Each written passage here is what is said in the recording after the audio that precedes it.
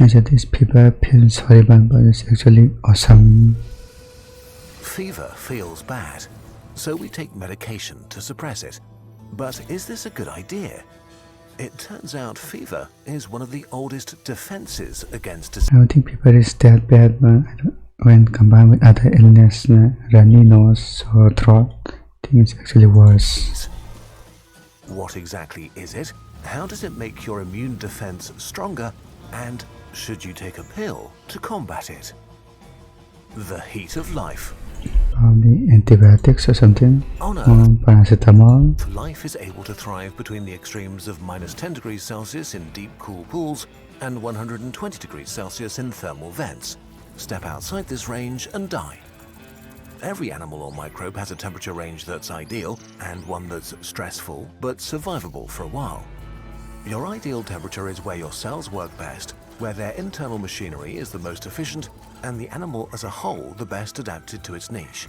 Humans are warm-blooded animals, and our bodies expend a lot of energy to keep us around 37 degrees Celsius or 98.6 degrees Fahrenheit.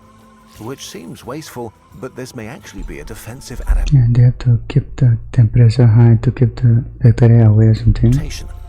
Our temperature makes us almost entirely immune to one of the worst killers and parasites, fungi. Most colder animals and their insides are infected by them, but you are just too hot. Which brings us to fever. For any microbe that wants to infect you, your body is a world they want to conquer. Fever is defensive climate change, pushing an invader outside its ideal temperature range and making the world horrible. It evolved at least 600 million years ago and is widespread. Most animals increase their core temperature when they're sick. Fish swim into warmer waters, lizards bathe in the sun, bees heat up the air inside their hive. But you, warm-blooded mammal, you have way more drastic options. Let's make you sick and see what happens. When your blood turns into lava. You're invaded by bacteria and viruses at the same time. Isn't this harmful The lava? invasion is powerful and you need to slow it down as fast as possible. Fever is part of your first line of defense, triggered by a diverse group of chemicals called pyrogens, the creators of heat. They float away from the battlefield and pass right into your brain, where specialized receptors pick them up and crank up your internal thermostat. First, you begin to shiver. Your skeletal muscles contract really quickly, which generates a lot of heat in your core. At the same time, usually the blood vessels near your surfaces contract and prevent heat from escaping through your skin. Your skin cools down while your insides burn. Fever is a systemic body-wide response and is a serious energy investment for your body. You burn about 10% more calories to stay alive for every degree Just like every system in place. your body temperature rises. Fever is also a strong order to lay down and rest, to save energy and give your immune system time to fight. Back to the battlefield. When the bacteria entered your body, they tried to be stealthy, but now they've switched into high production mode. Their goal is to multiply as fast as possible, which means they need a lot of resources and are highly stressed. Imagine running a marathon while eating a succulent Chinese meal and giving birth.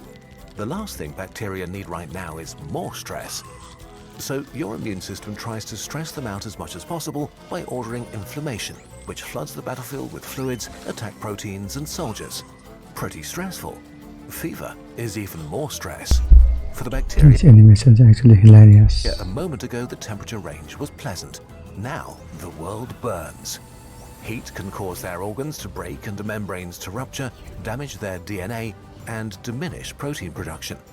They are seriously suffering from the heat. Why doesn't this affect your cells? It does. All of this is stressful for your cells too. Virtually every system and organ of your body works worse during fever, except one, your immune system. Neutrophils are recruited faster, macrophages and dendritic cells are better at devouring enemies, killer cells kill better, and so on. And fever animates your immune cells to gobble up the critical resources your enemies need, like iron, glucose, and glutamine, turning the battlefield into a food desert. The viruses that infected millions of cells are doing even worse because they're also very sensitive to heat.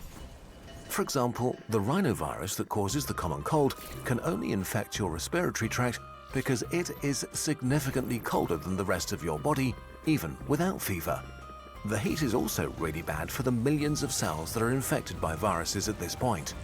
They are working super hard producing viruses, which is pretty stressful. As the heat becomes too much to bear, the super stressed cells panic. As their internal machinery is breaking and failing, they quickly produce billions of heat shock proteins, or HSPs, that start repairs, keeping them alive. But this is a trap.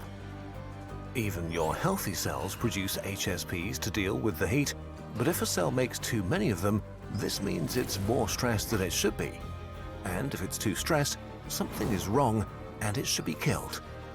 So your natural killer Discussing casually how to kill next, I cells guess. and killer T cells are activated and attracted by HSPs and start killing infected cells and all the viruses inside them. By trying to protect themselves, infected cells are calling out to be destroyed. But if fever is such an effective weapon, why don't your enemies adapt to it? How is it still viable in so many different animals after hundreds of millions of years? A wild reason is that fever actually might outsmart evolution. If your enemies survive fever long enough, natural selection changes them. The individuals that are better suited to deal with heat reproduce more. After a few days, they've adapted. But this becomes a handicap because the next step is to infect new victims in new bodies, and now healthy humans are too cold for them. Not impossible to infect, just harder. And the heat-resistant microbes now compete with their cousins that like it colder and have an advantage infecting healthy hosts. This creates an evolutionary dilemma without a perfect solution. To circumvent this, serious pathogens like measles use hit-and-run tactics. The measles virus is the most infectious right before your fever hits with full force. It's brutally beaten back once your full immune response shows up, but by then, the damage is done. Fever is an effective part of the puzzle of your immune system, helping to attack and stress your enemies from as many angles as possible. But if fever is so great, why do we stop it when we're sick? Should you fight fever with medications? We think it's normal to have magic pills, but relatively harmless over-the-counter pain medication like aspirin or ibuprofen So you can do it then. only became cheap and widely available in the last century or so. Going to a pharmacy to get something for your headache is extremely new in human history. Pain feels bad, so we've gotten used to stopping it when we feel So really, it. If you're sick, you're supposed to feel a reasonable amount of pain so you lie down and save energy. This is not a bug, but a feature of your immune system. But pain and fever are closely connected, and over-the-counter pain medication like ibuprofen and paracetamol also work against fever. Especially in children, fever is often suppressed by worried parents or doctors, sometimes because they think fever itself is the disease, or they're worried that it can do long-term harm. In general, it's fair to say that for temperatures below so don't having fever is the worst medication. 40 degrees Celsius or 104 Fahrenheit, fever is not dangerous and doesn't need to be treated. Of course, there are also patients that should not have fever, like pregnant women, seniors, and seriously weakened patients. For them, the extra stress may be dangerous. Why the fever lasts a week instead of 3 days by not taking the medication? Fever over 40 degrees Celsius is dangerous to anybody because it's most likely caused by your internal heat monitor failing. Things get more complicated in serious disease territory.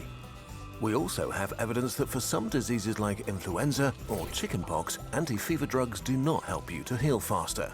But we're also running into ethics problems here that make clinical trials difficult. In one study, doctors gave strong anti-fever treatment to critical care patients, but had to stop after mortality shot up. Overall, we have strong indications that more people may survive serious infectious diseases better with a fever. And there is very little clinical evidence that stopping fever leads to better health outcomes. But there are important exceptions like neurological injuries and stroke. We definitely need a lot more research. So should you fight fever? Well, speak to your doctor and don't listen to internet videos. Okay, But this so he's not going to give advice. Come on now. decision is really about payoffs. If a fever is not dangerously high and you can bear it, you're supporting your defenses and may even get healthy a bit faster. But if you feel really bad and are healthy in general, taking a pill against pain and fever will make you feel better quicker at the cost of a slightly less effective immune defense. However you decide, the next time you're burning up and feeling bad, you can rest easy in the knowledge that your enemies are having a much worse time than you. Associated with all the other stuffs like headache, sore throat, coughing. So if you can bear it for another few days, then I guess so. Otherwise, just take the medicine. Although I'm not an expert,